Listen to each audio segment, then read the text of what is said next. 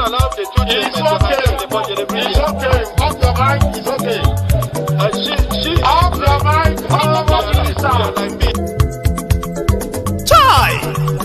Now wow, people wey suppose talk through to power don't off mic. And if we talk, now 500,000 they go summer us, call them hate speech. But fear not, my ego don't come.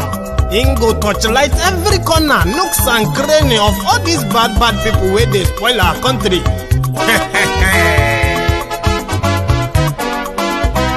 So my people make we loud, oh yo yo. My ego don't come, oh yo yo. My people make we shout, oh yo yo. My ego don't come, oh yo yo. My ego don't come, man of the masses, oh yo yo. My ego don't come, oh yo yo. My ego diary politico, oh yo yo. My ego don't come, oh yo yo. This one not the off in mind, oh yo yo. My ego don't come, oh yo yo. Can in the touchlight every corner, oh yo yo. My ego don't come, oh yo yo. Okay, some people be they holla say they want the power. Chai, them be promise us say we go get light and power. Them hustle sote they can't get the power. But now they know they do anything with the power. Every day, dollar just they get the higher power over naira. See them talk say make we off mind, but thank God say my ego don't come. So my people make you loud, oh yo yo.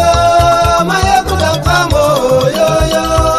My people make we shout, oh yo yo.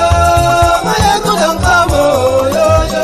My ego don't come, man of the masses, oh yo yo.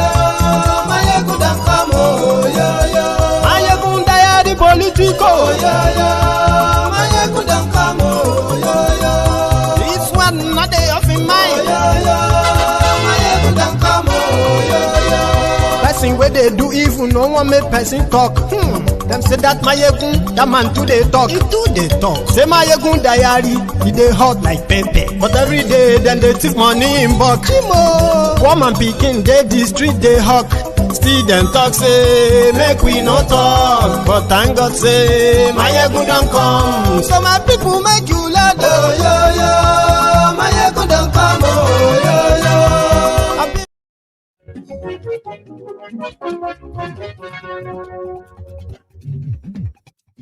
Hello there.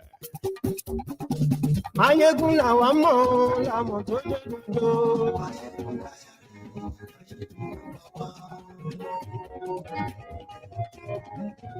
Mayegun la wa mo to dodo.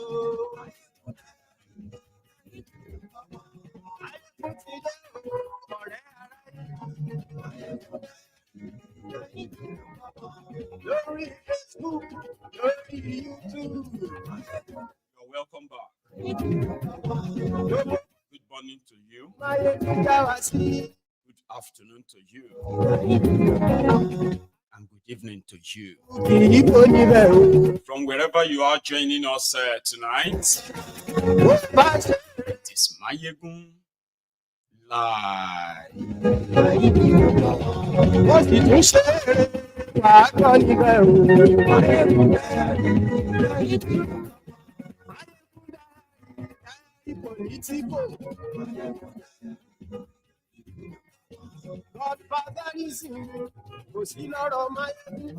Some new developments from Kenya. More bodies have been found. Bodies of the protesters killed by Ruto's police and soldiers. This has now changed the entire narrative as we speak. This is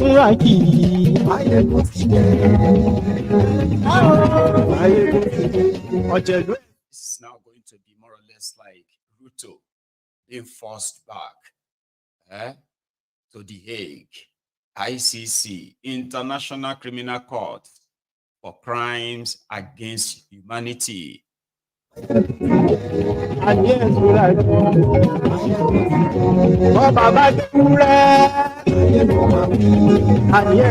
Bodies of protesters that were killed, some of them, they were kidnapped away, far away from the protesting ground. They were traced down to their homes and they were made to disappear.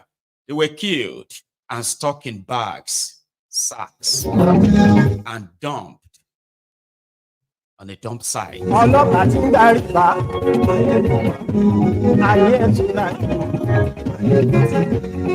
know some of you who witnessed the NSAS massacre in Nigeria 4 years ago. This may actually bring back or give you some PTSD. I do not mean to. They killed people, protesters in Kenya, took their bodies away and dumped them in rivers and dump sites.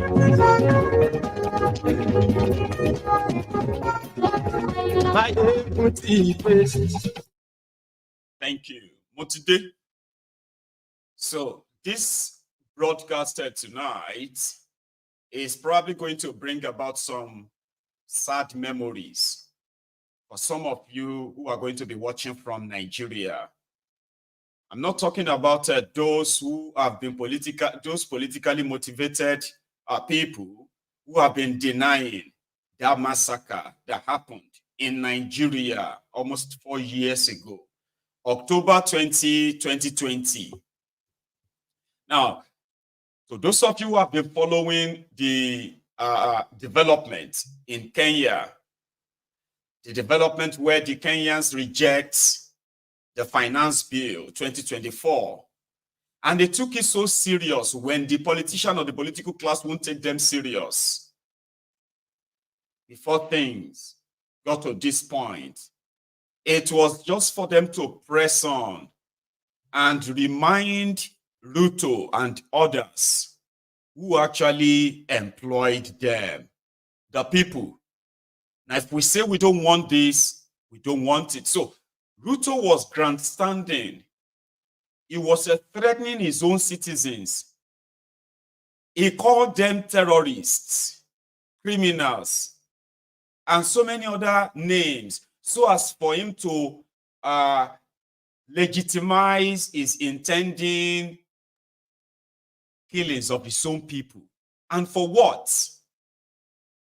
Because of IMF loan, World Bank loans, that came with so much horrible conditions that would dip more people in poverty. They rejected it.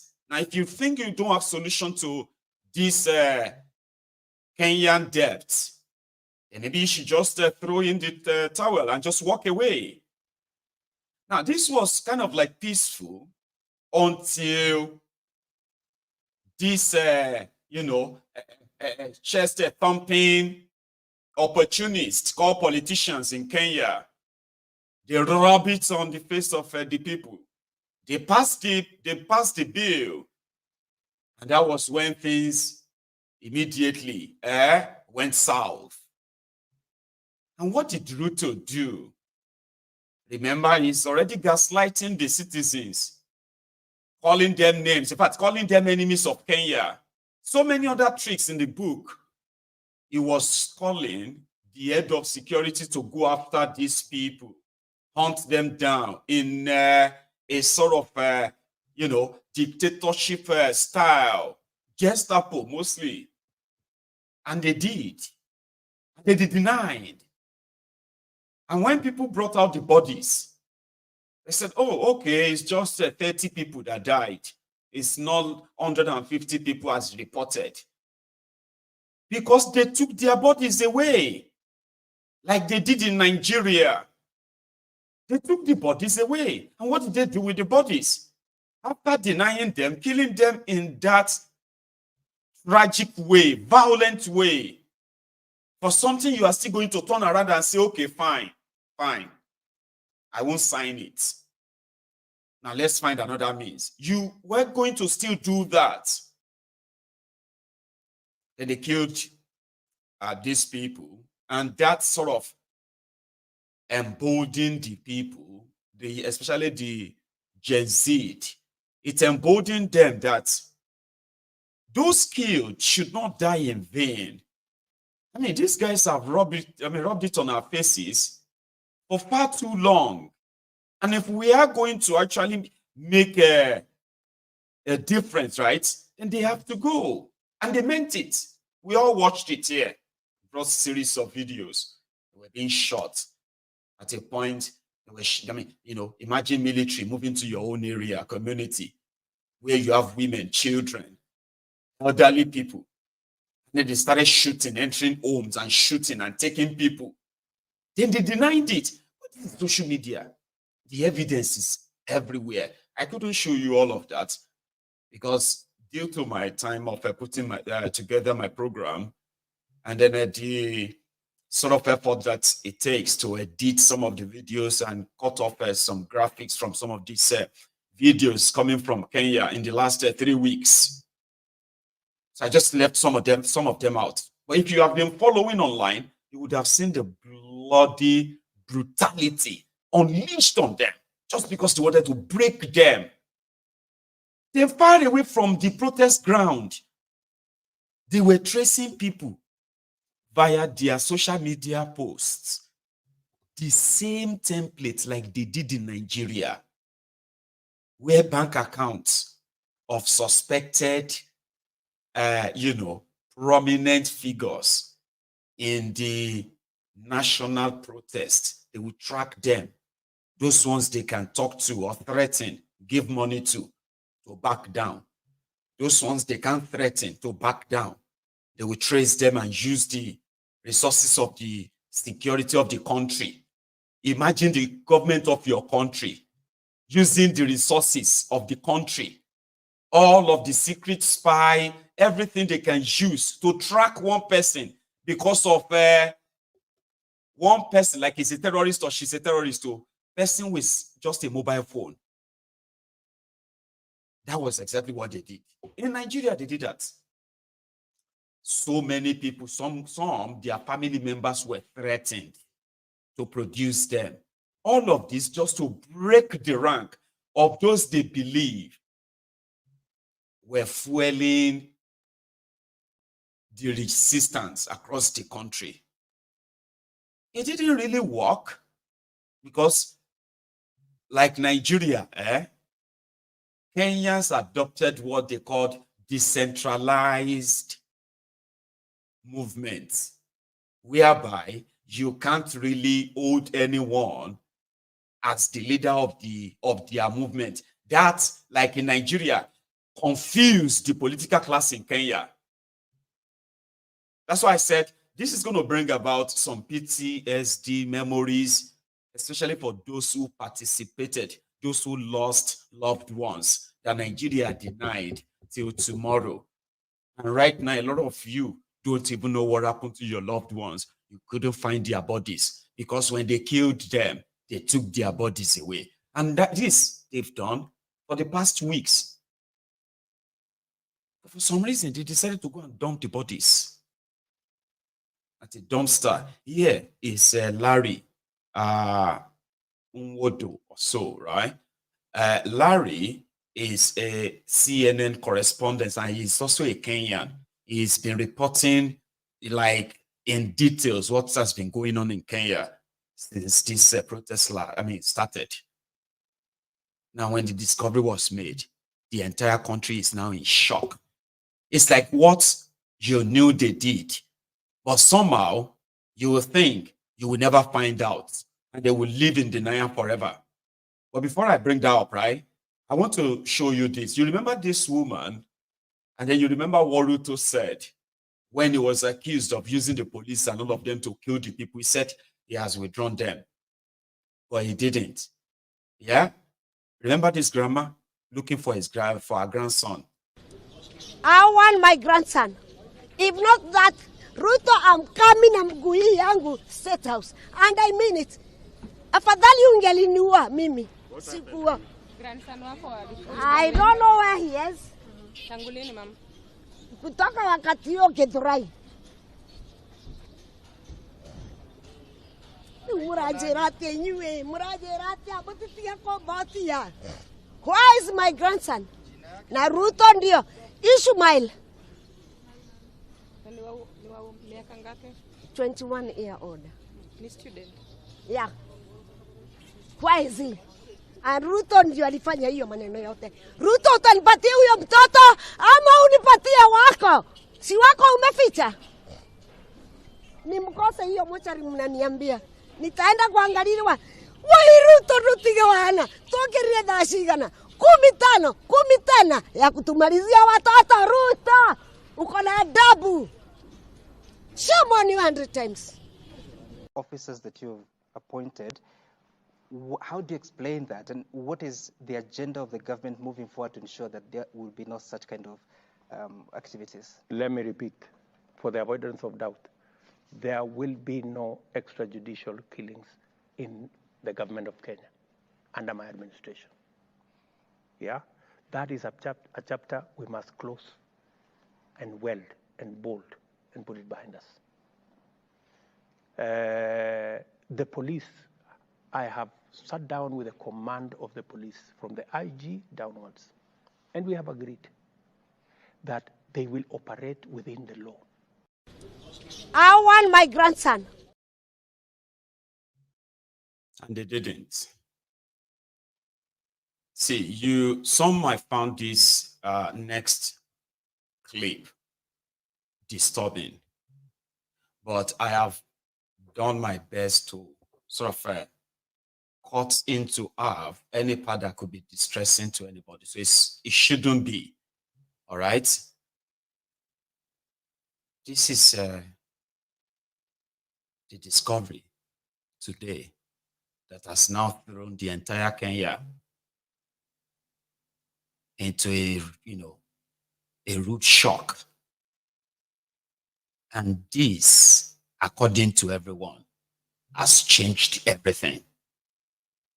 From all of you who have been following things up till now, with this, it has changed. Even IMF right now, they are also speaking out. Say, okay, you know what?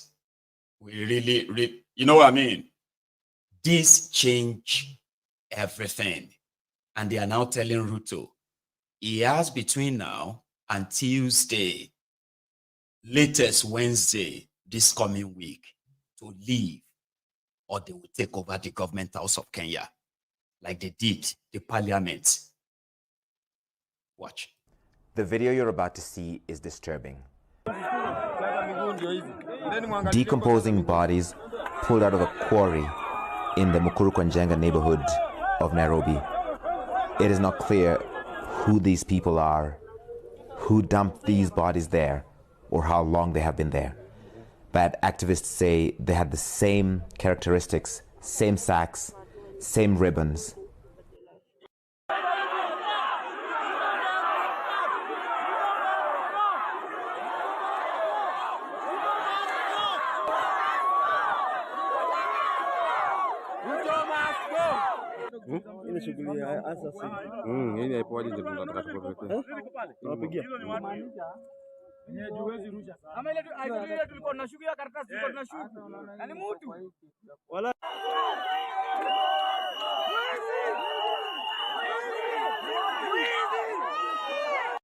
The video. So it is either what the only thing people feel is will save William Ruto right now is for an autopsy to identify who are these bodies. If a single one of them is identified as one of the protesters, or they are all identified as the protesters, Ruto won't only be forced out, he may actually be arrested too. Now that's the mood of the country right now. Is like, how are we going to go about this? Because there is already a planned, what they call the mega protest on Tuesday. They said Ruto is so cunning. And they are Kenyans, so they said he is so cunning and deceitful that some of you outside Kenya, they look at him based on all you have seen so far and possibly form an opinion like, oh, it seems to be like a reasonable person and all of that, but that is not how majority of Kenyans are seeing him. Despite all the concessions he's made, right? The sacking of his own cabinet and the cut off or the cut down of over 47 agencies and all that.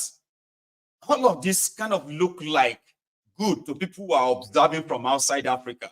Outside Kenya and possibly outside Africa. But to Kenyans, they know themselves very well.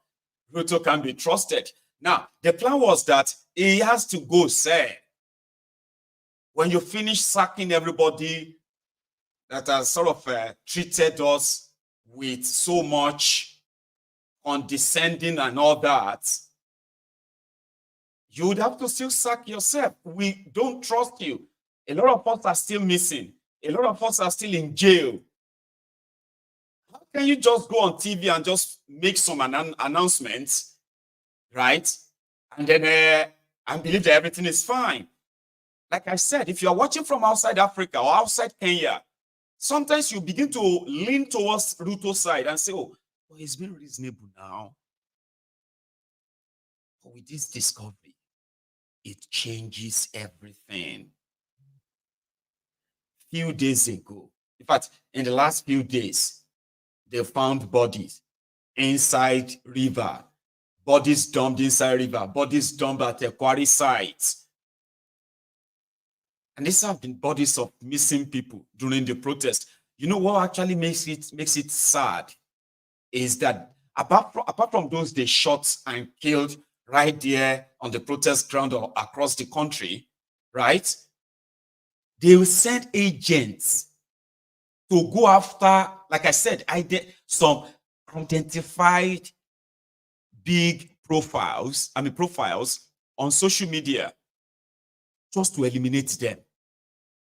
Imagine the government of your country, secret police of your country, disguising to come into your family house where you have your wife, your children, young family. Because you are afraid for them that if this government should do what they are planning to do, and 40% Kenyans fall into abject poverty, yourself, your young family may be among the 40% Kenyans that will fall into poverty. So if you standing up to push the voice and demand that government shouldn't do it, they should find other means, will probably give the future to your young family. Now, you went out there, not because you went to attack anybody, you went out there to exercise your civil rights. And the next thing, you were on your way home, and your wife calls you and said, please, don't come back home. Why? There are these two guys who came to the house, and they were asking for you. Okay? And they started asking, when are you going to be back? When are you going to be back? And this is something I suspect that it's not. And then the next thing, your neighbor calls you. Your neighbor that you've never really been talking to. Just other than, hey, neighbor, hello, hi. They suddenly calls you. Hello, Mayegun. A long time. How are you? How is everything? Man, see, I have a job for you now. 50 million shillings. Yeah, it's a supply job. Please. Where are you? I'm in our compound right now. Yeah, in front of your own apartment. I can come and meet you where you are. Just tell me where you are. All because you try to see if you standing up will at least give your children a semblance, a little bit of good life and future. At least. Only for you to become the hunted by the agents of government. There were some people that they actually caught at home. They took them in front of their families. Some of them have been found where they were kept, and they have secured their release. But some others, they are not so lucky. Now, all of this now, I'm looking, they are compiling the list of all the missing people. Since this protest started in Kenya, they are compiling the list now. So those who they are found, killed, and those who are still missing, they are taking all the lists. Once I lay my hand on that, I'm going to share that with you. Why? Because of IMF. And here is what IMF message is to Ruto and the people of Kenya. Yeah. So turning to Kenya, let me start by expressing our deepest sympathy to the people affected by the tragic events in Kenya. Our hearts go out to those who have lost their lives, lost loved ones, or suffered injuries. With respect to Kenya's broader situation, I think it's important to say that the situation in Kenya reflects broader challenges facing many of our low-income members. Many of these countries are experiencing a funding squeeze, including on account of tighter global financial conditions and reduced availability of concessional financing. So policymakers in these countries, including in Kenya, face a complex balancing act. They have pressing spending needs in priority areas, such as social programs, health, and education. They're managing rising public debt and debt service, and they also have the challenge of boosting domestic revenue. For Kenya specifically, the goal of our IMF-supported program is to help establish sound macroeconomic fundamentals, and these are crucial for fostering sustainable and inclusive growth in the country, crucial for generating jobs for the Kenyan people, including Kenya's young population. We are currently working with the authorities to ensure that these objectives can be met, and we recognize that there's a careful balance between providing public services and securing adequate financing. Our program also includes initiatives to improve governance and transparency and to ensure responsible use of public funds, to safeguard social programs and social spending, particularly to protect the most vulnerable members of society. It's also important that these policies that are under discussion go through a process of broad consultation so they can gain broad public support. We remain committed to supporting Kenya in its effort to achieve inclusive growth. At every program review, we do take the opportunity to assess developments and make adjustments considering the evolving circumstances. And that's exactly what we're doing in our active and constructive discussion with the Kenyan authorities. And we're confident that we will be able to find a balanced path forward with Kenya.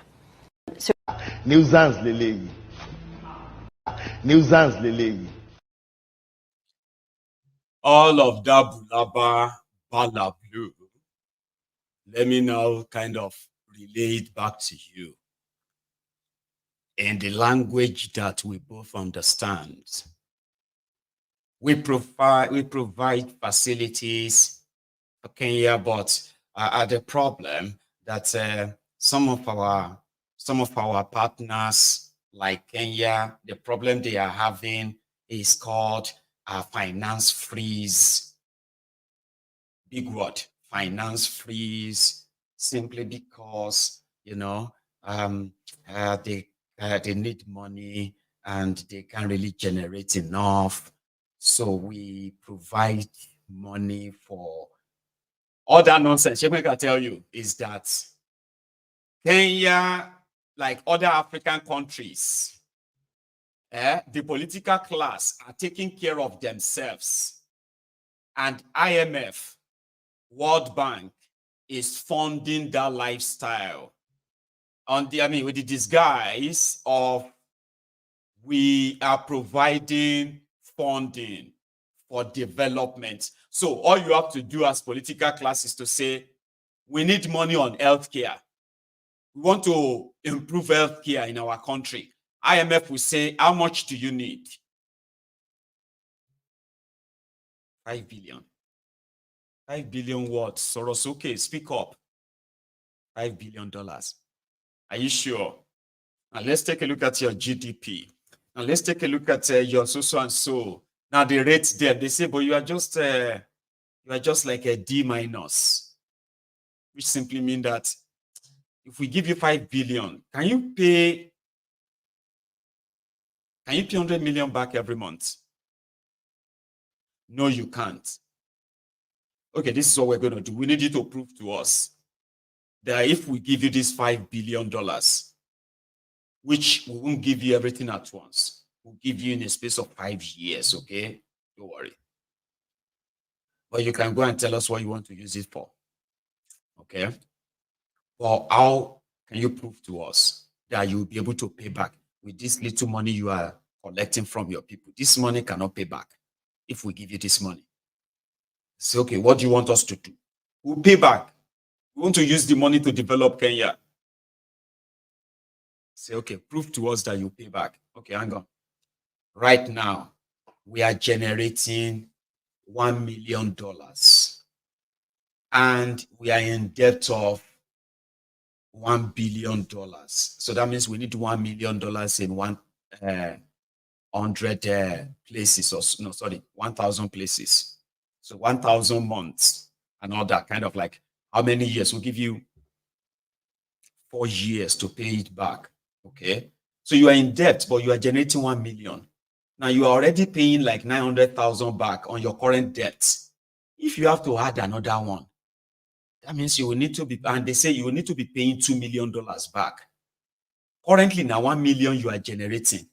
Out of the 1 million, you are using $900,000 of it to service the loan, the current debt. So you have nothing left. $100,000 left from your revenue, $100,000 left. And you need another loan. How can you prove to them that you can pay $2 million instead of $900,000? It's okay, yeah, I'll show you. Now you decide to go and draft a bill and say you want to increase the taxes in your country to almost 40%. Like you really want to strangulate your people, to squeeze them out, like to be able to squeeze them up to $2 million every month in order to impress IMF. That we can pay, give us. Don't worry, give us. We invest in this, we invest in that. But when you look at their general budgets, like Nigeria, the heavy part of it goes into taking care of the politicians, from the president to vice, to their wives, to the national, parliament, members of the parliament, senators, and to also the state governors. This is what their budget covers most. So they buy themselves expensive cars. More Kenyan politicians who have private jets. There are Kenyan politicians who have private jets. You'll be wondering, they are not businessmen or politicians in Kenya. And that's how the corruption actually works for them. They go into international, this international, that. They live large. And the World Bank and IMF, their own is, as long as you are giving us $2 million and your people are not complaining, And once in a while, you can just, Michelin relocated to Kenya, has created 5,000 jobs. Neuralink has relocated to Kenya. It has created 1,500 jobs. Meanwhile, behind the scene, the money they are using to run the country, is coming from debt. And the way to keep the balance is to continue to strangulate their people to service the debt and just make everything look like, as long as they are paying salaries. And once in a while, they are opening this road or that road, or painting up that hospital and all of that stuff. Once they are doing that once in a while, people will notice. Everything will be going on fine like that. But this IMF told them to go and remove subsidy on the things that people are actually like benefiting, like Nigeria. And they did. That is where the casala burst. And now IMF is now trying to say, we are still working to find another means. What other means? Kenya don't get money to pay. Kenya says, if you want to give us money, right, it is ideal to put the money directly into Kenya economy, where they will see the money go into that place, Abi, completed and paying for that investment. We would like that. We don't want all this your IMF, World Bank conditions, where our own central bank, our politicians, they cannot sit in their right minds and actually plan for the country. Because whatever plan they have, it still must go and align with whatever the World Bank and IMF wants. Or else, they don't give you money. Okay, how are you going to run your country? Then you now realize that you will run your country perfectly well without these rogues. And you have seen it so far. Duplication of offices, duplication of roles. You will see about 1,000 people doing the same job, but they have different titles. Same job, or not doing it at all. And collecting and drawing from the public purse, themselves and their families. So when you cut them off, you realize that 50% of the money they are using to service debt, the debt is just the ones they use in buying the luxury life for themselves. Cut them off, cut all of that off, and you'll be wondering, where is all this money coming from? Because you've cut off the leeches. And that's why we will have to keep wishing Kenyans all the best. Tuesday. What they are saying right now is that with the discoveries of these bodies, Ruto would have to go. Now, will Ruto go peacefully and call for a new election? Or Ruto will sit on and continue with his own plan that I believe is the solution?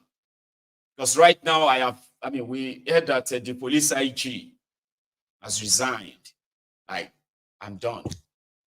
So there could be some other senior security officials that are going to throw in the towel and say, you know what, we are not going to probably do what you are going to be thinking of next. Or not throw in the towel. The supposed elders of Kenya, yes, they may probably be on the phone with him right now or to him right now and say, listen,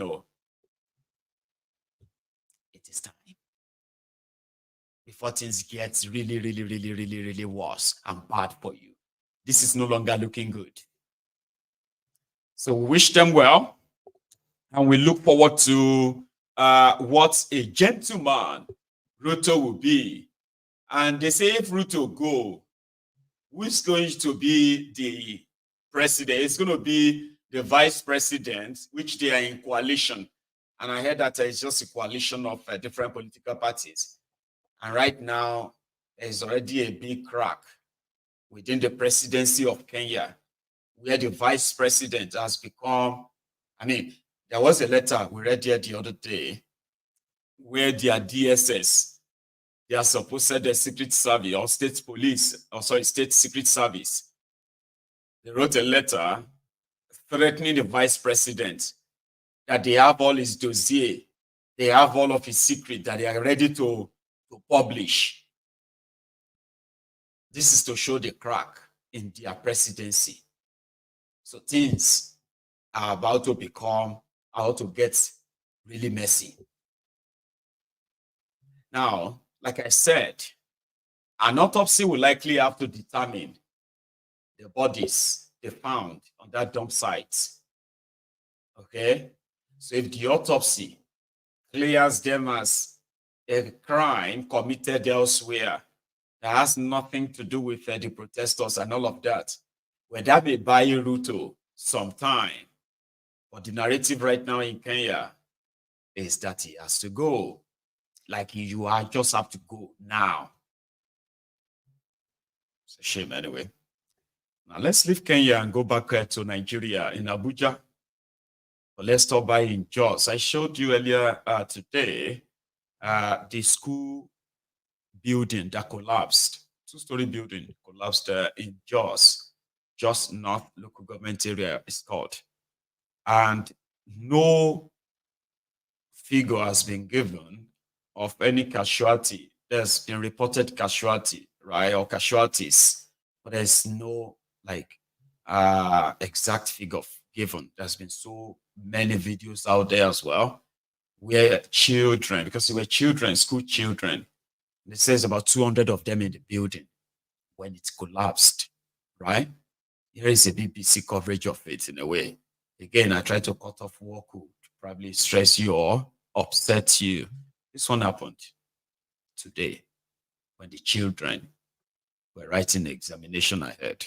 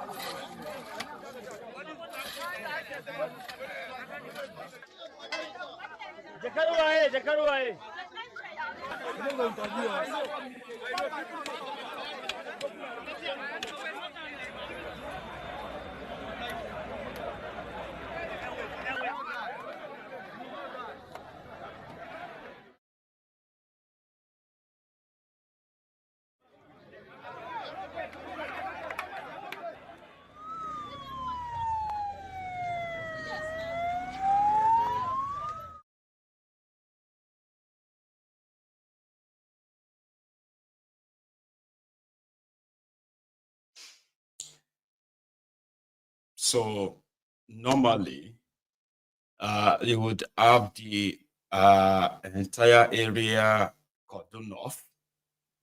It's because it's a crime scene, so to say. And then why we get, why they get everyone out. But I'm quite really impressed, okay, with the response level as well. Bringing in excavator to help in the rescue mission and all that. I saw kids being pulled out of the rumble as well. But again, I do not want to bring to you whatever will be too much upsetting. It's too much out there, though, right?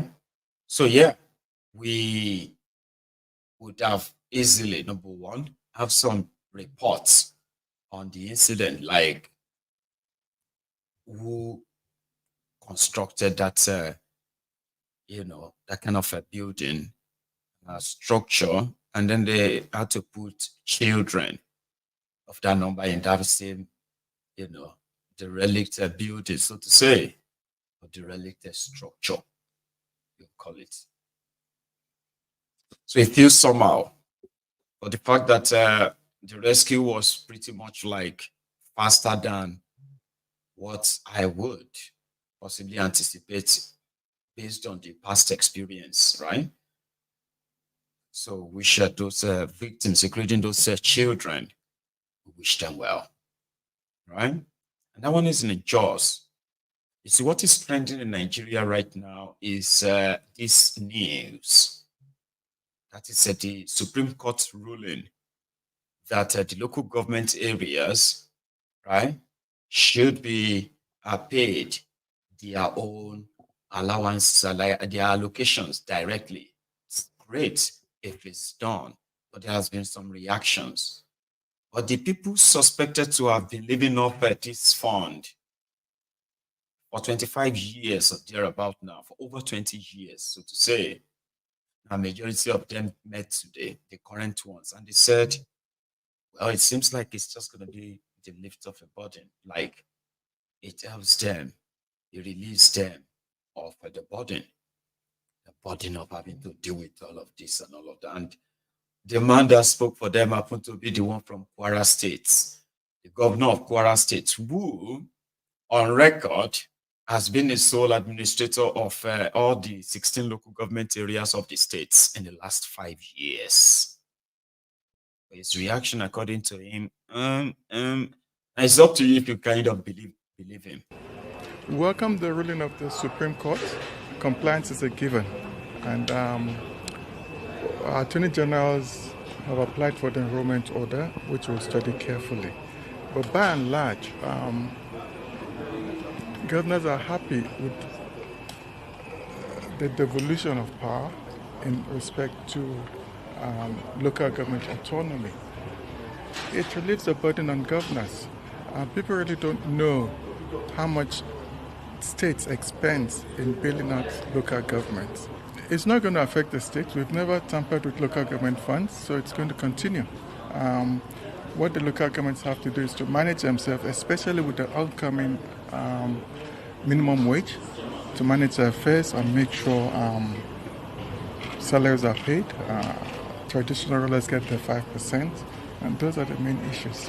The forum will meet next Wednesday to look at the issue wholly and then come up with a resolution on that. As you're aware, the tripartite committee has met and submitted its report. Yes. A movement of figure is a prerogative of the president, which he will also transmit to the National Assembly for robust debate before it's adopted. So, another thing that these thieves usually say is that they have been using the state money to subsidize local government areas because their allocation is never enough. But here I have for you from the National Bureau of Statistics. They have placed the repository of all supposed archive of the federal government of Nigeria, the local government administration and local government fund. Between the month of June 2023 and May 2024, 30 local government areas and the total of what they collected or received from the federation account. I'm talking about 30 local government areas shortlisted, and I will kind of tell you what they got. I was underplaying some of them before. In Lagos State, Alimosho local government area in 1 year collected 18.4 billion naira. So, averagely, you will say Alimosho local government collects at least 1 billion and 50 million every month. That means Alimosho local government collects over 1 billion every month in the last 1 year. Ajeromi Felodun in Lagos collected 14.4 billion naira in the last 1 year. In the same Lagos State, Koshope local government collected 14.25 billion naira. Mushin local government collected 14.05 billion naira in the last 1 year. Oshodi Solo collected 13.99 billion naira. Ojo local government collected 13.24 billion naira. Ikorodu local government collected 13.58 billion naira. Did they follow? Right. Surulere local government in Lagos collected 13.24 billion naira in just in 1 year. Agege local government collected 12.96 billion naira. FCT Abuja Municipal FCT Abuja collected 12.88 billion naira. Ifako Jaye in Lagos collected 12.75 billion naira. Shomolu local government collected 12.6 billion naira in 1 year. Then you have Ikeja local government area collected as well 12.3 billion naira. Amu Ward of me collected 12 billion in 1 year. That is like 1 billion every month. Then you have Etiosa local government area collected 11.98 billion. That's almost 12 billion too. Lagos mainland collected 11.98 billion in 1 year. Badagry local government in Lagos collected 11.61 billion in a year. Apapa collected 11.33 billion. Lagos Island local government collected 11.26 billion.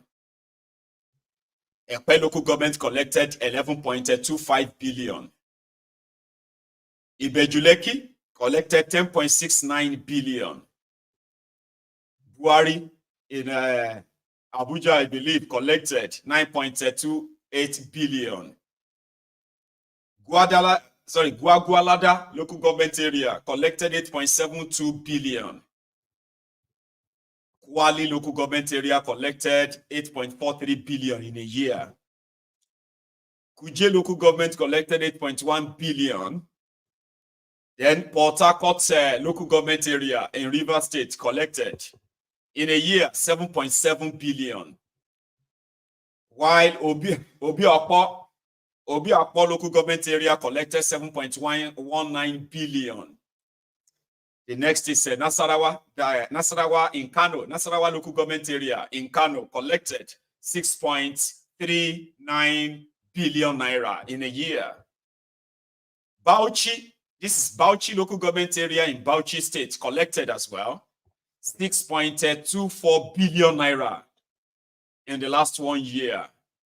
Any of you who came from all these areas, these local government areas, imagine some of you who didn't know that your local government area actually was paid over 1 billion naira. Then one Mofo governor is telling you that he is not touching local government money. Yet local government workers are not paid. Local government primary schools are all dilapidated. Local government clinics, primary health care is dead. Community roads, township roads, community drainage system, all gone. And yet, your money, where is your money? They say it is with the governor.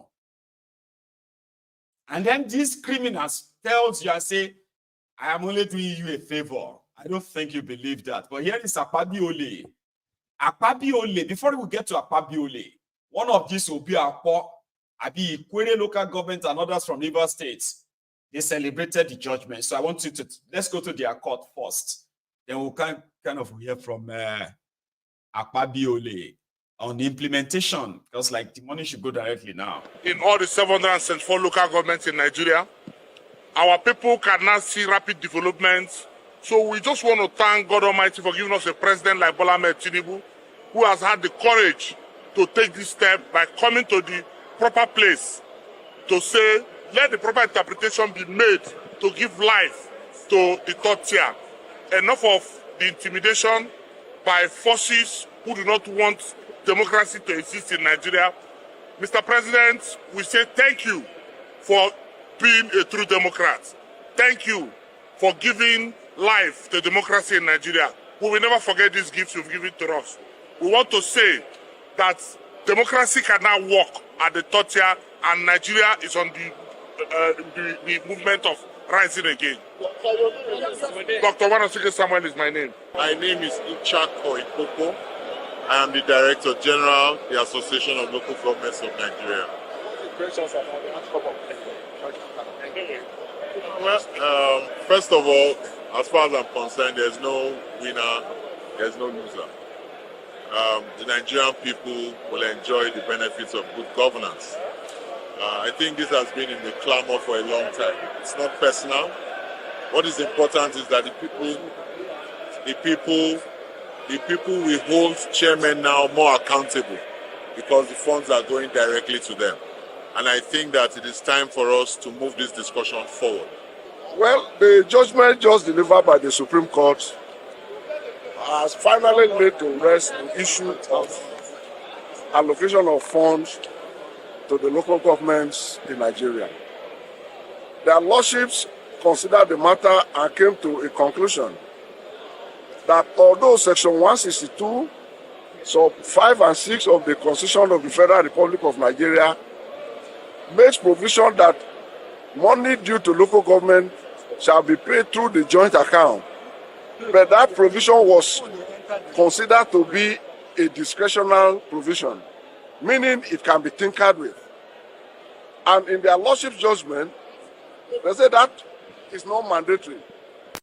Or their lordship came to a conclusion that money due to local government shall henceforth be paid directly from the federation account to the 774 local government and 6 municipal council in Abuja. So that laid the matter to rest today. But are you scared that there may be implementation problems? Sometimes this judgment comes up and then the others may not really see the light of that.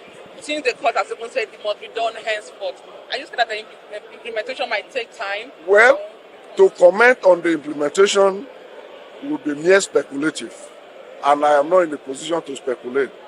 I believe the state governors, the state governments will comply with the judgments.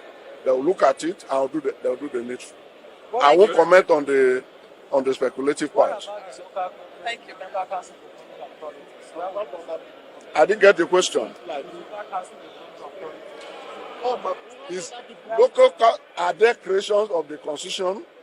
If they are not included in the 774 local government and 6 6 councils in Abuja. But if they are created by the constitution, then they will enjoy what Section 162, so 5 and 6, and the judgment of the Supreme Court today provided. Thank you very much. My name is Johnson Usman. I represent Attorney General of Borno State. Well, the judgment on local government autonomy have just been delivered by the Supreme Court. We will get the certified true copy of the judgment as a body. The body of State Attorneys General of the Federation will study it and then we'll come up with our statement on it. Thank you. My name is Dr. Ben Odo, the chairman of the body. Yes. The judgment of the press, Ashistosito Kechukwu. I'm a member of the All Progressive Congress. For me, today's judgment is historic and iconic judgment that has restored grassroots democracy, which our emperor governors had dampened for the last 25 years. I commend the Lord Justices of the Supreme Court for the judgment that have restored democracy to our grassroots. Because democracy almost disappeared from our rural communities when our governors appropriated the local government powers, rigged local government elections, mismanaged federal allocation. I commend President Tinubu and his Attorney General Lateef Fagbemi for this suit. We recall that President Tinubu had been in the vanguard of fighting for the autonomy of local government, even back when he was governor in Lagos. His efforts and perseverance have paid off today.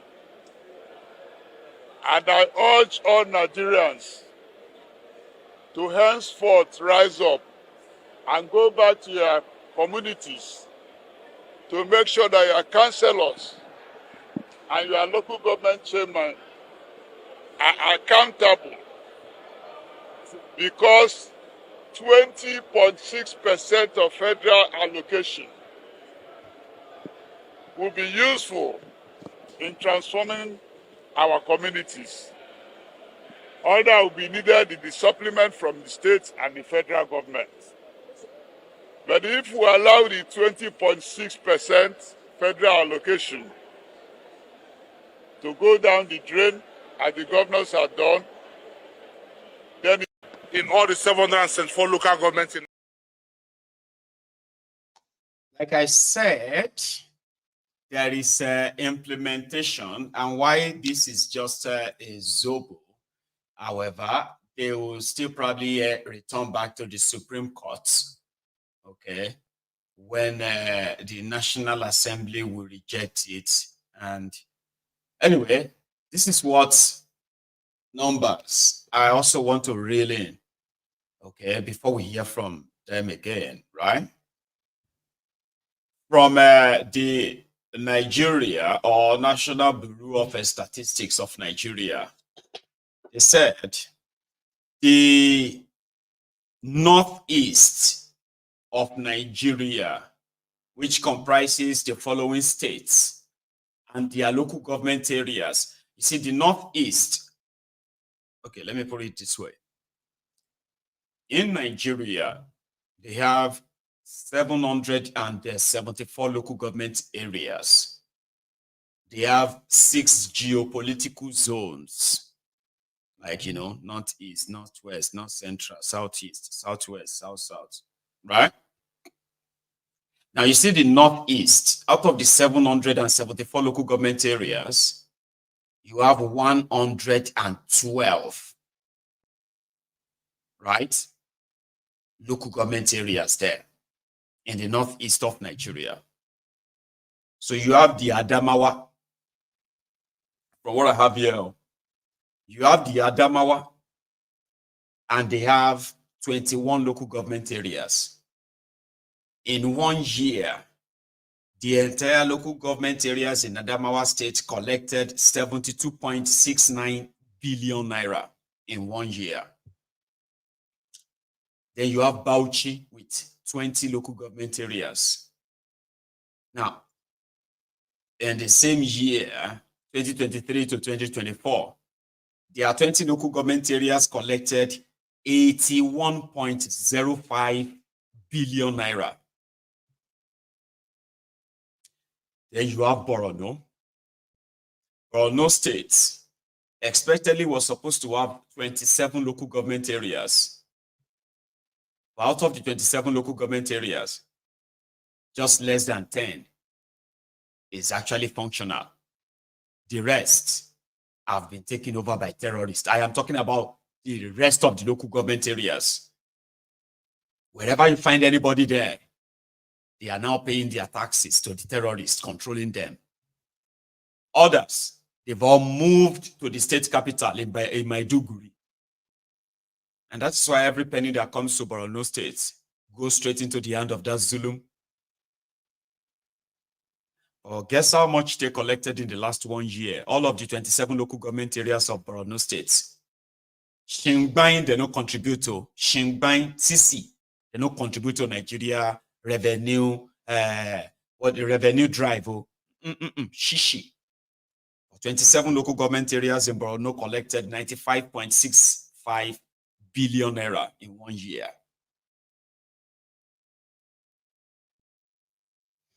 Then you have Gombe. Gombe with 11 local government areas. They collected 43.28 billion naira. Then you have Yobe. Yobe with 17 local government areas collected 59.77 billion naira in 1 year. And finally, Taraba. Taraba has 16 local government areas, and they collected 59, that is a 59.59 billion naira in 1 year. If you are from all this part of Nigeria and you stumble on this video, you look around and tell me the presence of that billions in your own, your healthcare and all of that. So that's why they say if the money goes straight to the local government, elected government, now you can hold them responsible. Okay, and if any of them suddenly become Ezegu and all of that, you can pick them up. Abi, like you can pick the governors up. Here is what these guys have on the issue in their studio this afternoon. Yeah, but before I go to section 162, please permit me to go to the fourth schedule, because a lot of people don't understand what this had led us to. Fourth schedule, talks about the functions of the local government. And if I read these functions to you, there is no state in Nigeria where local government today is performing these functions, because they have completely been taken over by the state government. The main functions of a local government council are as follows: the consideration and making of recommendation for a state commission on economic planning or any similar body. The economic development of the state, particularly as far as the area of authority of the council or the state are affected, and proposal made by the said commission body. Collection of rates, radio and TV licenses, establishment and maintenance of cemetery, burial ground and homes for the destitute or infirm. Licensing of bicycle trucks other than mechanically propelled trucks, canoe, wheelbarrow and carts. Establishment, maintenance and regulation of slaughter slabs, slaughter houses, markets, motor parks and public conveniences. Construction and maintenance of roads, streets, lightning, drain, highway, parks, garden and open spaces. Naming of roads and numbering of houses. Provision of and maintenance of public conveniences. Registration of births, deaths and marriages. Assessment of privately owned houses or tenement rate. And the list goes on. And then you now come to section 162 that you referred to. A lot of misconception also, if you look at section 162, subsection 6, 7, and 8, particularly, because it says, subsection C says, each state shall maintain special account to be called state joint local government account, into which shall be paid all allocation to the local government council of the state from the federation account and from the government of the state. There's this misconception that that account is for the state government also to draw funds from. There is nowhere in subsection 6, 7, and 8 where the state was authorized to draw funds from that account. What you have in subsection 7, it says, each state shall pay to the local government council in its area of jurisdiction such proportion of its total revenue on such terms and in such manner as may be prescribed by the National Assembly. Subsection 8 says, the amount standing to the credit of local government council of state shall be distributed among the local government council of that state on such term and in such manner as may be prescribed by the House of Assembly of the state. So if you look at this section, it does not authorize the state to draw funds. I've listened to a lot of former local government chairmen speak on the issues of local government revenue. When I went to the function, you find out that even salaries for local government have completely been taken over by states. States pay salaries for local government officials. They collect tenement rate, they number streets, they collected signages, even registration. And at the end of the day, they create what they call a joint account. And they now say, oh, we're trying to manage the funds, so we'll share to the states. But in actual sense, the Supreme Court says now payments should be made directly to the local councils. Now, does the ruling by the Supreme Court, does it repeal that section of section 162 that you have quoted? No. Because the state joint account will still exist. And the states say what they charge is administrative charges. Administrative charges for collection of funds by virtue of section 163. Bank charges. And so that's where I think this is a step in the right direction. But until we also amend section 197, to ensure that the election into the local government is conducted by a body different from states' electoral body, we will just be dancing around the issues, because at the end of the day, the state governors I call them emperors, are still going to appoint people into this local government, and then the revenue comes to you, and they tell you, God help you, don't bring it back. You will be removed from office the next day. They look for opportunities to remove you. So that's where the challenge is. It's a step in the right direction. It will encourage people to now begin to look into the local government revenue the same way people look at state revenue. We don't criticize local states electoral bodies the way we criticize or talk about INEC.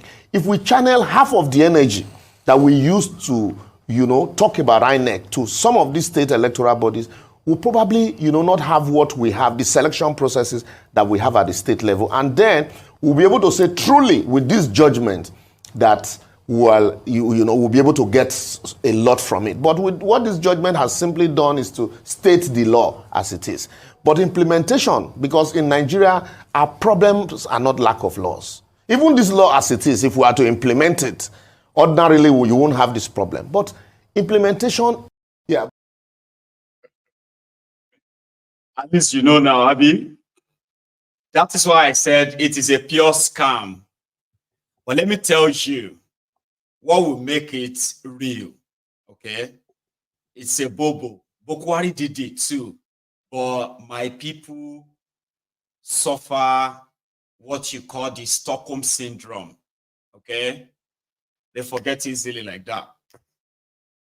So you have to snap them back to life. That all these things you are seeing, Kwara did them too.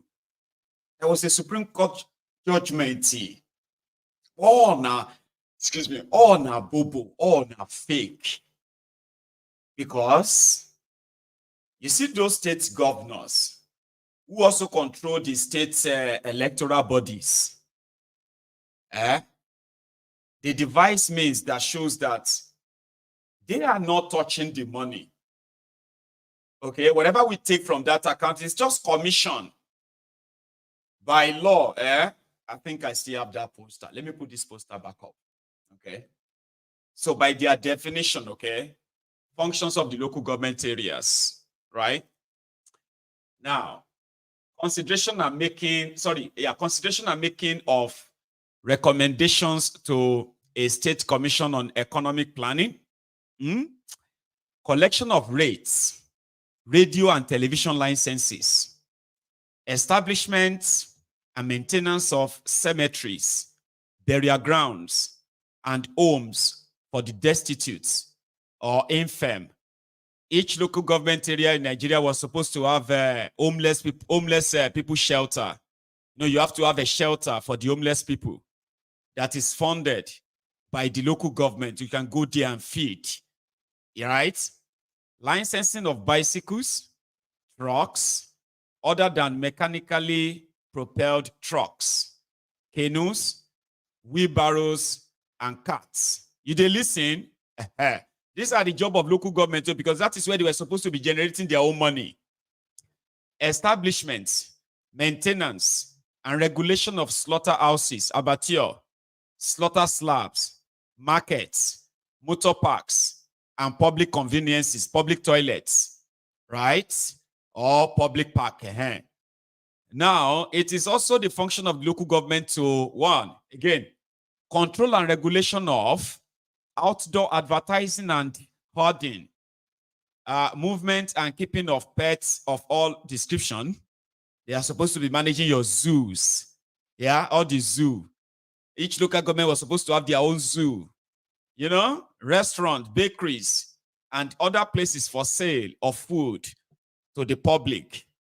Laundries, licensing, regulation, and control of the sale of liquor. All your pubs, local government area were supposed to be giving you the licenses.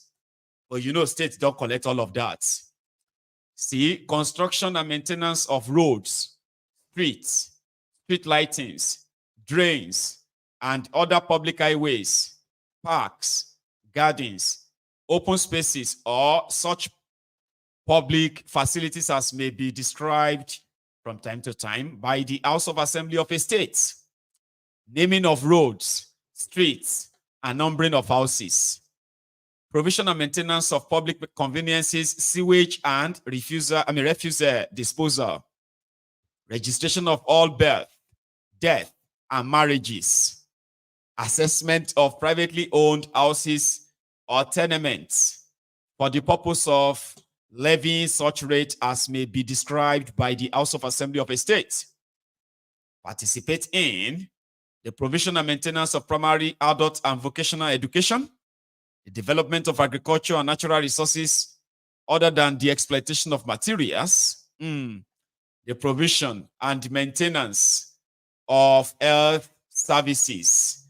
If your local government is doing all of this, Baba, would you go to any city and live in any city? Would you just stay in your local area and just enjoy the prosperity of your land? Your local government is the one that is generating fund. Areas where they have the exploration, what's it called, of any of your mineral resources, that local government will hand their money from that. Then they collect money from Abuja too. Listen to this. The Southwest local government, Southwest states, Yoruba states, in the last 1 year, okay? We have 6 states in the Western region or Southwest. geopolitical zone. Now, Ekiti State, they have 16 local government areas. Now, Ekiti, in the last 1 year, all these 16 local governments collected 51.66 billion naira. 16 local government areas in Ekiti. Averagely, each local government, no local government in Ekiti collected less than 500 million naira a month. Do the math, okay? When you do all the math and put them together, you will come back to that, no local government in Ekiti collected less than 500 million. I don't know if you are from Ekiti State. Any of your local government, any of them shows like they collected more than 600 million in the last 1 year. Any of them, sorry, only 600 million, 6 billion rather. Do you have any member, any local government in Ekiti that can say, Omo, I can see the work of 6 billion naira in my local government area? But do you know what 6 billion can do in a year in your local government, apart from paying salaries, right? The money has gone to the private pocket of these rogues and their lackeys, right? Now, we have in Lagos State. Lagos State has 20 local government areas recognized among the 774 local government areas in Nigeria. Do you know that the 20 local government areas in Lagos State also drawn a total of 259 billion naira in 1 year from Abuja? Are you aware? Okay. Then another state is Ogun State. Ogun State has 20 local government areas as well. Now, between May 2023 and June 2024, between June 2023 and May 2024, 20 local government areas in Ogun State actually collected 69.89, that's a 70 billion naira. 70 billion naira in 1 year, averaging 500 million naira per local government area. So which means all of you who come from Odogbolu, my own local government area, do you think Odogbolu local government looked like a local government that was collecting 500 million naira every month and collected over 6 billion naira in 1 year? Do you think? Anyway, let's go to Ondo State. Ondo State has 18 local government areas, okay? And the 18 local government areas of Ondo State in the last 1 year collected 64.8 billion naira. 18 local government area, that too seems to be averaging as well, about 600 million naira per local government of Ondo State. 600 million naira means each local government in Ondo State, right? Well, maybe 500 million. Okay. Now, here is another one. Osun State. They have 30 local government areas in Osun. 30. And the 30 local government areas of Osun State shared or collected from Abuja 128 billion naira in 1 year. So if you are from Osun State, right, do you actually really notice any billion naira projects in your local government? Because you should. Then the last but not the least is Oyo State. Oyo State has 33 local government areas, okay? And the 33 local government areas of, hang on, I'll slow you down. Osun actually collected 88 billion, not 128. It's Oyo State that collected, I take that back, all right? So Osun State collected 88 billion naira, the 30 local government areas there. But the 33 local government areas of Oyo State, they collected 128 billion naira. And that brings it to the total of, in 1 year, all the local government in southwest Nigeria, okay, in the northeast of Nigeria, the one I read earlier, right? They have 112 or so local government areas. But you see, in the southwest of Nigeria, all the 6 states in the southwest of Nigeria collectively have 137 local government areas. And from that money, in the last 1 year, all these local governments in the southwest of Nigeria collected a total of 660 billion naira.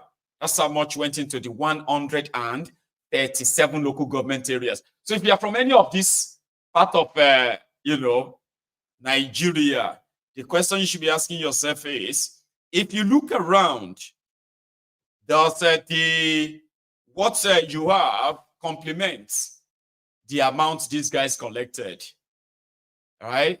So still on paying them their money directly. Here is what Akpabiole had to say. Let's go check. To see the president. Yes. We don't want to assume the cause of this meeting, but how do you react to these landmark judgments we've received today in the country on local government areas? Well, recall that this the request was placed before the courts by the Attorney General of the Federation, because the federal government, through President Bola Ahmed Tinubu, feels strongly about separation of powers and the need for autonomy of all arms of government. And so for us in the legislature, the Supreme Court has spoken, and we have no option than to abide by the Supreme Court ruling. So I'll just call on all states of the Federation to respect what the Supreme Court has done, and then we'll go back to the legislature and see where we can dot the I's and then cross the T's to ensure the full implementation. Because, the words of the Supreme Court are like the words of the king. They cannot go down to the ground without implementation. So definitely, I think this is a great day for democracy, and I congratulate the president for this initiative. And I know that all Nigerians now know that local government administration is an arm of government meant for the grassroots, and their money should be for the grassroots. And definitely, local governments can now undertake a lot of projects on their own. So I congratulate all. It's a great day for democracy, and it's the beginning of great things to come. Excellency, one of the aspects of the judgment is on the call and insistence that there should be elections at the local government. What will you be telling to the governors who seem not to be pushing forward to supporting elections? No, I haven't seen the judgment. I'll study the judgment, but at the same time, I believe there should be impartial elections at the local government level, so that all the political parties can partake. At the moment, there is a lot of lethargy and nonchalant attitude by many political parties whose parties are not in power at the state level. They hardly partake in local government elections because of the perceived idea of either bandwagon effect and all that. So, but it's a great thing that the Supreme Court has done the needful and has pronounced, and I think now we have to go back and think, working with the Attorney General's office and the Parliament, to see how we can ensure that there is real election at the local government levels. And I think once that is done, everybody will have confidence. It's progress for democracy, and this is the way it should be. So we congratulate their lordships, the justices of the Supreme Court, and we in the Parliament are determined to make sure that there is enforceability. Thank you so much, sir. Right Honorable, what's the reaction from the Green Chamber? To God be the glory. The members are very happy. They are very happy because history has been made. This is an issue that has been before the Parliament for the past 20 years. All the constitutional amendments that were so far carried by the National Assembly, one aspect of it has always been local government autonomy. How do we make the local governments to work independently? Today, that possibility became a reality. So everyone is happy, and we're looking forward to local governments that work functionally. They'll be able to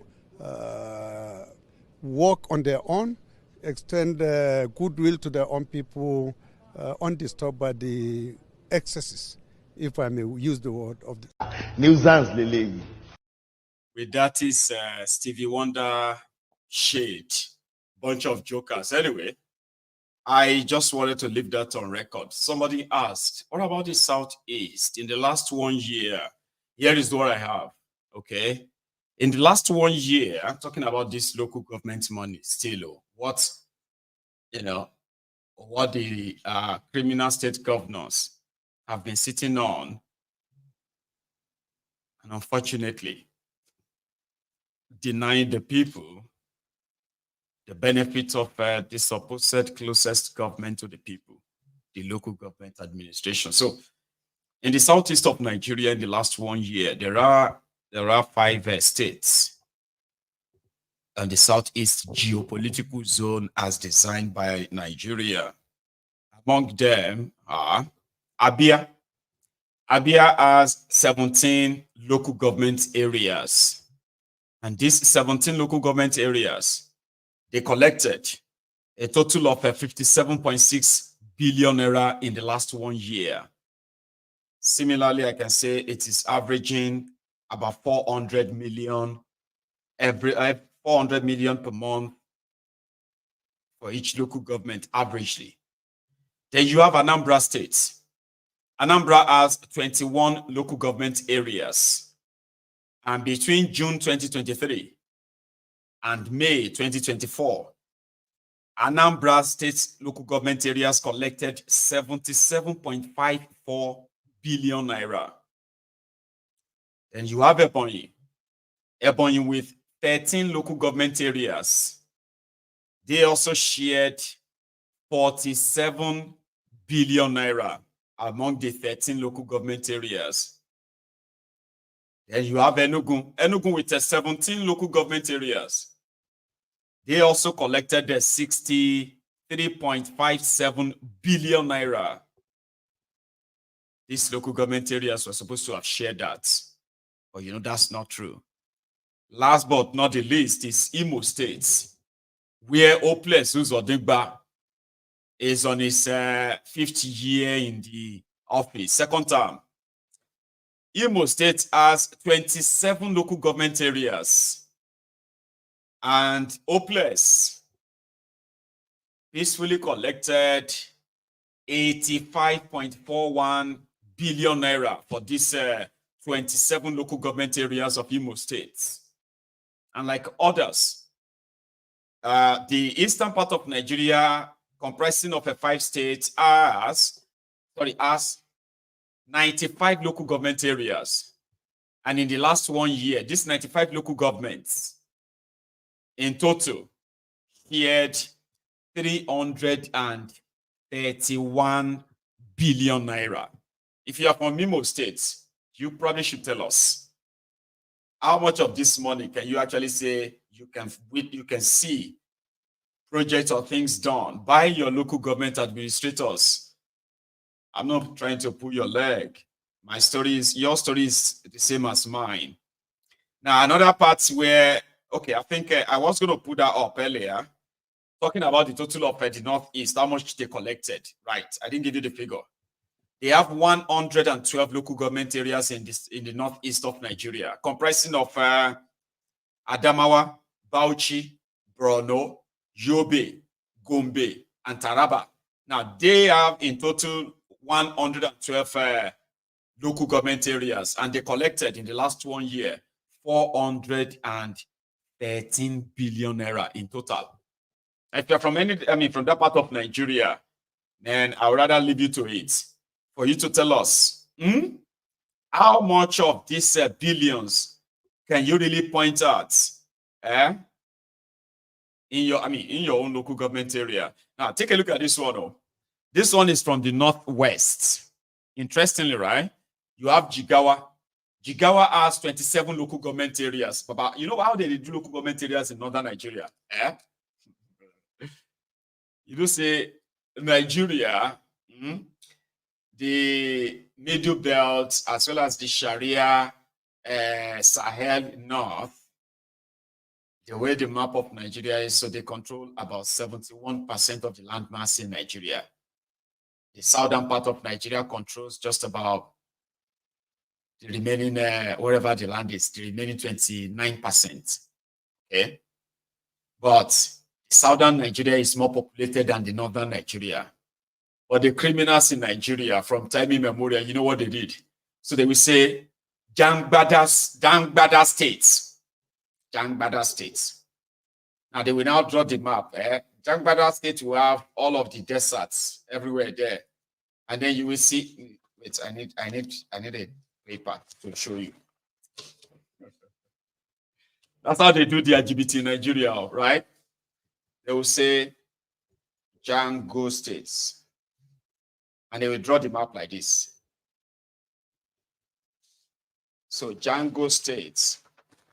Django states we just, oh, listen, I need something bigger. Sorry about that, yeah? Good. So I need something bolder, okay? Something bigger. So that what I'm about to describe will make sense to you, right? So now they'll say this is Django states. They will now draw the map. And they will say this is the state capital. This is here, capital, right? So they will tell you this is the state capital, okay? And then they will say Django. You see this place, This is where you have people. This is where people live. Then you have one here, here, maybe here.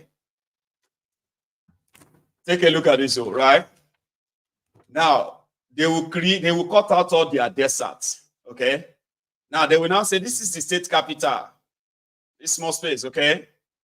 Now, a village is here. A village is here. A village, right? They will just say Django state and capital. Django, so Django is the town. The town of Django will now be the capital of Django state, okay?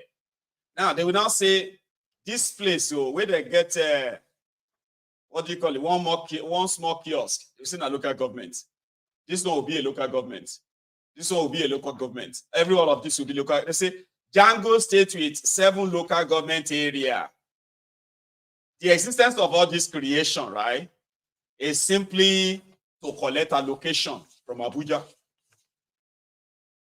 Person that is living here from the Django capital, person living in Django capital, here, that person may never even visit all these places in his life. Ever. He may never go here at all in his life. But will be the governor here. He will be sitting in Abuja saying that he's representing my people of Django. That's how they share money. The people there, some of them don't even know the state they belong to. They don't even know the name of their local government. They just believe that once in a while, they will bring posters to their place and say, Rankadede, and all of that nonsense, right? And that's it. You will see him in Abuja. By the time you go to it, they will say, Django state is bigger than Abia. Django state is bigger than the entire Eastern Nigeria together. If you put all the Eastern Nigeria together, even Django state is bigger than them. Guess what? Django na desert, But with Allah Akbar, Assalamu alaikum, Allah Akbar, they can make all those people inside those hamlets believe that they are local government areas. So let's go back to it. Here is the northwest. This is northwest, okay? You have Jigawa.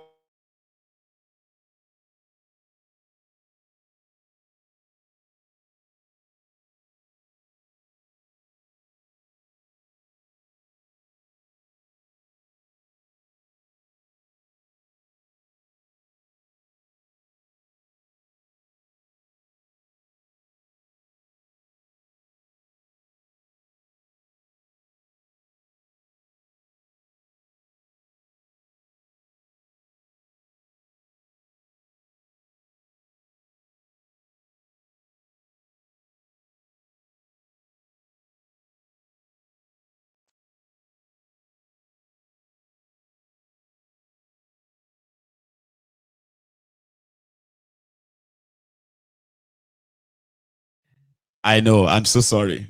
I know. Why does that happen all the time? Nothing was pressed. Can you hear me now? Anyway, I think it should be back. Don't worry, it should be back. It won't take more than just about 10 seconds, okay? The moment I noticed, and boom, put it back on. It should be. Anyway, Did you hear that my description, by the way? Or I've just been like, I don't know. Now tell me this before I continue, okay? Did you see that my description of how they create their states in Nigeria? Did you remember? Did you see that part? So as for me to know that I'm not actually like fooling myself and say, am I going to Jari? Papers, okay, just the whole paper, we don't even know what you they talk. Did you hear that part? Eh? You know, I need to be sure, right? Before I continue. I hate it when I feel like I'm fooling myself. I can fool myself for like 60 seconds, okay? 60 seconds or maybe 120 seconds, 2 minutes. The moment I kind of look back and I'm like, pay attention now. Since we don't call your name since. So let me know if you hear that part too. Right. So remember what I said. The reason why they will never do population census in northern Nigeria is because once these terrorists, once they smoke their shalanga, the moment they sniff their, what do you call it, their latrine or soak away, one way they can just wake up and say, how many states we have in Nigeria now? They say, oh, we have 20 states. I want to create another 20. 20 is too much. What about 16? Don't tell me what to do. Okay, 16. They say, what? You want us to put the committee together? No committee. Jigawa is too big. Show me Jigawa on the map. There is another one. I think it was after Gowon created that 12 states after the announcement of Biafra, okay? So Gowon created 12 states. And around that time, they had what they call the Bendel states, Gongola states. Gongola, Taraba, I can't remember, Gongola or something. Now they've created many states out of that, and Gongola is no longer, there's no more Gongola states, right? But there used to be a Gongola state. All these Edo states, all these, they used to be called Bendel states, okay? But there's no Bendel states anymore. Because you know how they create states in Nigeria? They don't create states in Nigeria by conducting a referendum. No. One drunkard, we don't smoke latrine. Mostly soldiers, okay? They are the ones who created all the states, okay? It will just be like, say, show me Jigawa. I say, Jigawa is here. Say, Jigawa is too big on the map. Yeah, break it into 3. I say, well, Jigawa is just desert. Shut up your mouth. And then the way can just bring out his pen and just started drawing map. Jigawa states. They say this one at Jigawa. Where's my camera? Then I say, okay, out of Jigawa, let us also create Jaguda states. What happened to the people? What happened to the people who are living here? This map of your Jigawa, it has entered another tribe. Say, shut up your mouth. Now, add another one and call it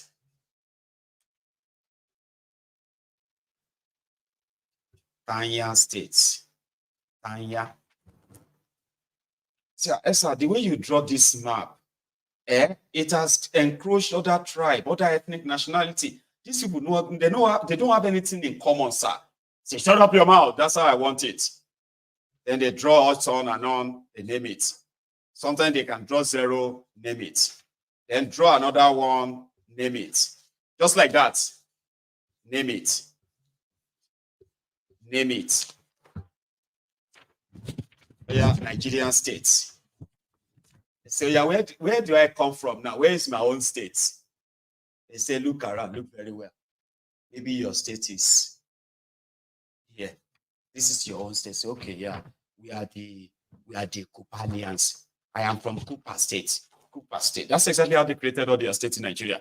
Now, because states are also used as a means of sharing revenue, right? So it's easier then to say, if we break this one into 15, and you have, when you draw the line, so you just tell them, everybody at the top, they are more than everybody below, right? So everybody here in the middle, they will be called middle belt. But you see everyone up here, because they are more than everybody down here, because these ones up here, they are more than those down here. By the law of natural equilibrium, they must collect more money. Even if the money that will be shared is coming from down here. Yes, they have the resources, but they don't have the number. We have too many numbers here. See how many local governments. See how many states. We need to feed them. One Nigeria. That's the robbery they have in Nigeria. They will never conduct a referendum. They will never conduct a census. They will never count or allow you to count anybody. Because if you do, maybe now then all of now will come agree someone will break up this contraption. Everything about it is a lie. And it's true, everything about it is a lie. Okay?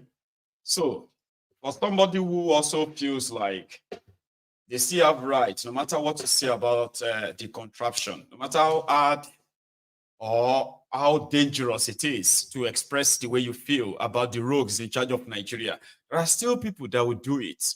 One of them is this guy. I've seen him now for over a year, and he's been so consistent as well. He's called the flag boy of the obedience. You should probably know him, right? Why is he in the news? Nigeria don't do everything, don't and all of that, right? So this young man is out there, like doing his own one-man or solo protest, right? And most of the time I've seen him being harassed either by the political thugs in Abuja or the criminal police targeting him, harassing him, assaulting him. So yesterday, no, it wasn't yesterday, it was actually, I think, today. So the people of the traders and then their customers alike, they had to come to his rescue in Abuja when the same Nigeria police came for him, harassing him, trying to drag the flag from him and the rest of that. So it was caught on tape. I thought I should share it with you. At the end of the day, they released me. When some lawyers came, they released me. Then today, all of a sudden, the DPO just called me. I should come to the station and take my belongings. I said, no problem. I went to see my lawyer. And once I'm back, I'll come and see him. Once I'm done, he started calling me. I said, I'm busy. When I'm done with what I'm doing, I'll come. Yeah. The next thing, he sent his boys to come and talk to me. The other one came, said the DPO wants to see me. I said, I've spoken with the DPO, that I'll come and see him later. At the end of the day, I want to call the DPO to know the development. The next thing, the police officer jacked my shirt and tore my clothes. I asked him, is it an invitation or an arrest? Let me know. He said it's an invitation. Those guys, are they police officers or what? You don't show you any identity. They don't show me any identity. They go. No ID card. We don't agree, Mikel, I swear. We don't agree, I swear. Me, I didn't even get you for everything that happened. Slam. The only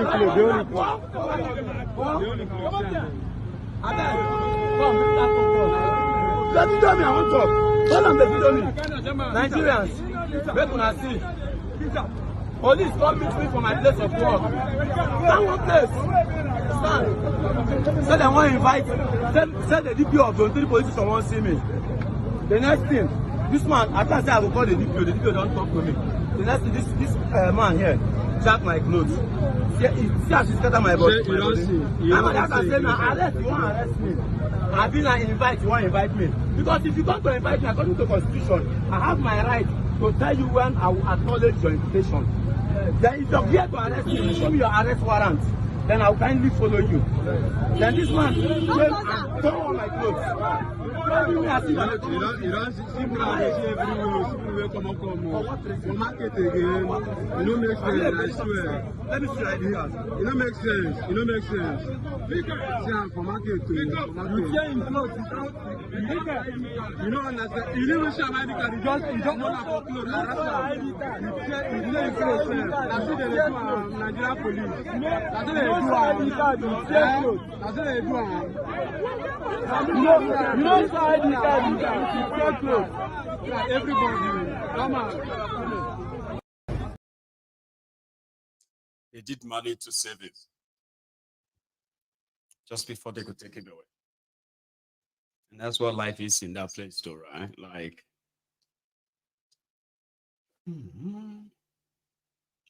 meanwhile, in Kano, give me a sec. In Kano, Gandola, his wife, and then 2 others, they have been arraigned for bribery, taking bribe, corruption, even though Gandola is the chairman, national chairman of all past and present criminals, APC, Egbekegbe. It didn't show in court, it didn't show up. But it was, he received some sort of loyalists trying to sympathize with him, kind of, and all that in his house. A thief. And that one is on tape. Yeah.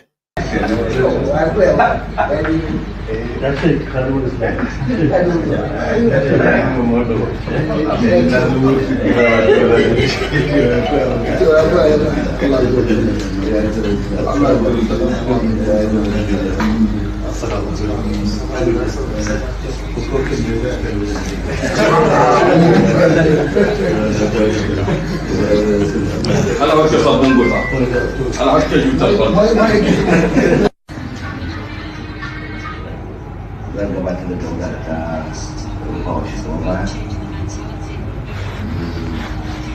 zuwa cikin kayan da tariya na wajen matsalar shi ke tare da gida da sunan suka wajen ka kuma wa wasu kuma gida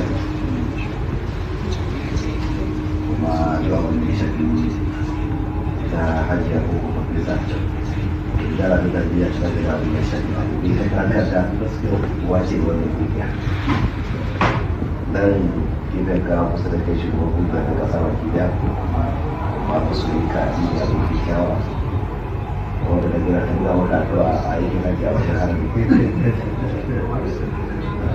a zai ta ce gaba mafi na yi nan kusa da di they were there to pray for him. The sheikhs, who are also aware of his corrupted life. But it is Nigeria. It is not an Aram, is it? Maybe not. Anyway, while we were talking about the local governments in Imo, the local government in the east, the local government in the west, and all of that, what are they doing with their money? Somebody sent me a video and said, well, Mayegu, this is not to sort of support hopelessness or think, wow. I just thought you should see the rural road in my community at night. I was like, where is this? They didn't give me a name. But you can tell this is somewhere in Uweri. Is it?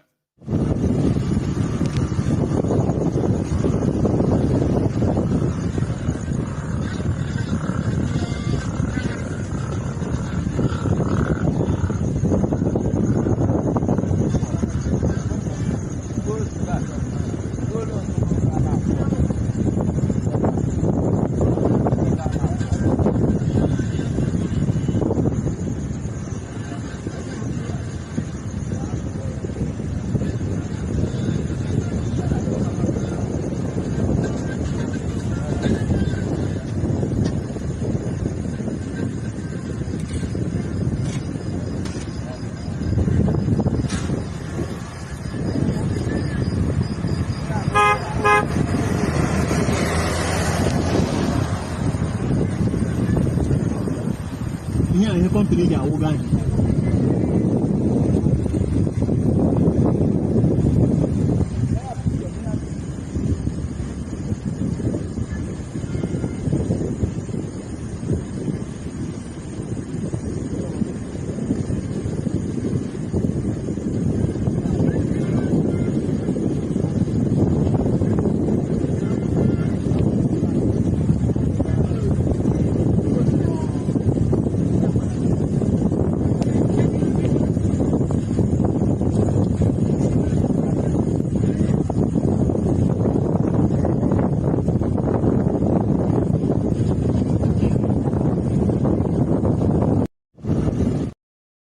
Don't do, you know.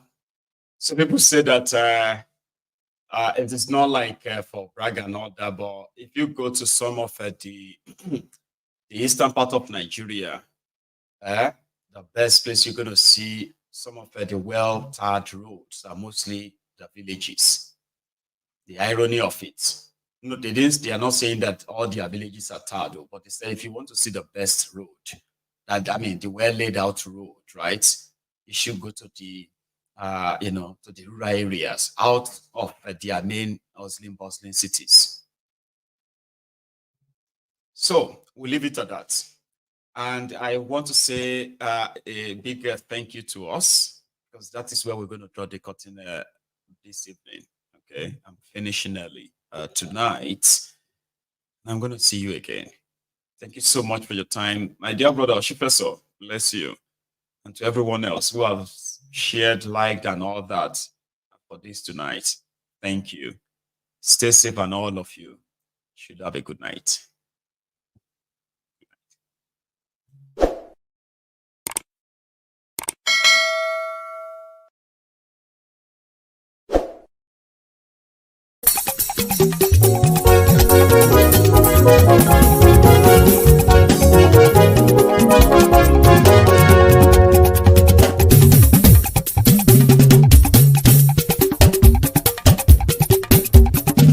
Mayegun làwa mọ̀ làmọ̀ tó dòdòdò. Mayegun dayari Nayibi #1. Mayegun làwa mọ̀ làmọ̀ tó dòdòdò. Mayegun dayari Nayibi #1. Mayegun ti dé o ọ̀rẹ́ ara ìlú. Mayegun dayari Nayibi #1. Lórí Facebook, lórí YouTube. Mayegun dayari Nayibi #1. Gbogbo bó ṣe ń lọ ni Mayegun já wa sí. Mayegun dayari Nayibi #1. Àṣírí ọ̀jẹ̀lú kì í bò níbẹ̀ o. Mayegun dayari Nayibi #1. Bó bá ṣe eré àní Mayegun máa wí. Mayegun dayari Nayibi #1. Ó sì tún ṣe eré wàá gbọ́ níbẹ̀ o. Mayegun dayari Nayibi #1. Mayegun dayari politico. Mayegun dayari Nayibi #1. Godfatherism kò sí lọ́rọ̀ Mayegun. Mayegun dayari Nayibi #1. Ẹ farabalẹ̀ sẹ́ o kẹgọ́rọ̀ lẹ́nu o. Mayegun dayari Nayibi #1. Àní Mayegun làwa mọ̀ tó dòdòdò. Mayegun dayari Nayibi #1.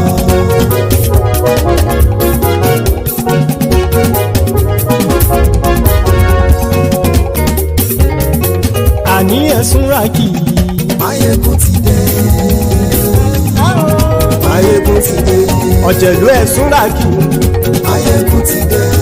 Àní ẹ̀sùn rákì. Mayegun ti dé. Lórí Facebook. Mayegun ti dé. Àní ẹ̀sùn rákì. Mayegun ti dé. Lórí YouTube. Mayegun ti dé. Àní ẹ̀sùn rákì. Mayegun ti dé. Bọ́ bàbá gbé wúrẹ́. Mayegun máa wí. Àní ẹ̀sùn rákì. Mayegun ti dé. Ijó ìgbádìyẹ.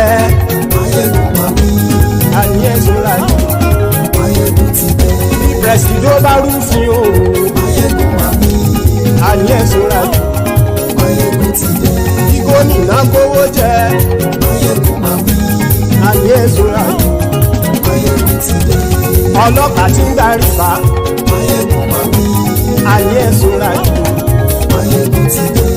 aṣòfin tí ń rúfin o.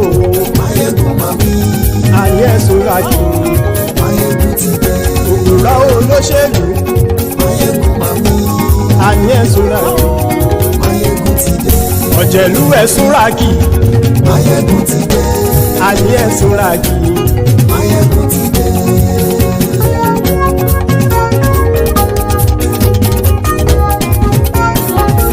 Máyégún ti dé. Gbogbo ọ̀jẹ̀lú ẹ̀sùn ràkì.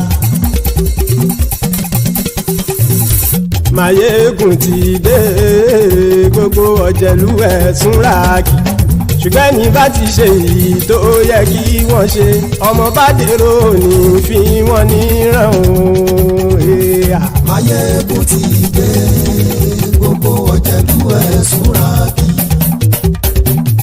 Máyégún ti dé. Gbogbo ọ̀jẹ̀lú ẹ̀sùn ràkì. Ṣùgbọ́n ní bá ti ṣe èyí tó yẹ kí wọ́n ṣe ọmọ bá dèrò ní fi wọ́n níran. Wọ́n fowó bẹ́ẹ̀ o Máyégún ó sọ pé wọ́n ò fẹ́ bẹ̀. Wọ́n fowó bẹ́ẹ̀ Máyégún ó sọ pé wọ́n ò fẹ́ bẹ̀. Oníkan ṣáàtì ṣe èyí tó yẹ kí wọ́n ṣe fáwọn ará ìlú tó gbé wọn débẹ̀ o. Máyégún ti dé. Gbogbo ọ̀jẹ̀lú ẹ̀sùn ràkì. Máyégún ti dé. Gbogbo ọ̀jẹ̀lú ẹ̀sùn ràkì. Ṣùgbọ́n ní bá ti ṣe yìí tó yẹ kí wọ́n ṣe ọmọ bá dẹ́rọ̀ ò ní fi wọ́n níran. Kì máa yí ṣeré ọ̀rọ̀ yìí kì í ṣẹ̀fẹ̀. Kì máa yí ṣeré ọ̀rọ̀ yìí kì í ṣẹ̀fẹ̀. Ẹni bá ti lè lẹ́bọ̀ lẹ́rù o ọmọ bá dèrò kàṣàyè tú wọn síta. Máyégún ti dé. Gbogbo ọ̀jẹ̀lú ẹ̀sùn ràkì. Máyégún ti dé. Gbogbo ọ̀jẹ̀lú ẹ̀sùn ràkì. Ṣùgbọ́n ní bá ti ṣe yìí tó yẹ kí wọ́n ṣe ọmọ bá dẹ́rọ̀ ò ní fi wọ́n níran. Tẹnitẹni ọmọ Máyégún ọ̀rẹ́ ara ìlú mọ̀mọ́ ni mo fọlọ́run ṣọ́ ẹ̀ bá kìlẹ́bù. Lóòótọ́ olódodo ìlú ọ̀tá ìlú mọ̀mọ́ ni ìwọ ṣá máa ń ṣọ́ra kò sì mọ́ bẹ̀rù. Bọ́tà ń lè rí bóníṣègùn lé káwọn mọ̀mọ́ fi ṣera wọn ni ó ti dẹrùn tí wọn ò gbọ́dọ̀ sì mọ́ bẹ̀. Èèpo ọ̀bọ lọmọ bá dérò tàjẹ́ ò gbọ́dọ̀ jẹ́ ó ti dọba lórí abínú ẹni kò sì mọ́ bùyà. Àìsíwọ́lu ní ẹnìkẹ́ ìgbódì ẹyin lábàrá o ó kó ẹni tó bá dán o ákàmù. Máyégún ti dé. Gbogbo ọ̀jẹ̀lú ẹ̀sùn ràkì. Máyégún ti dé.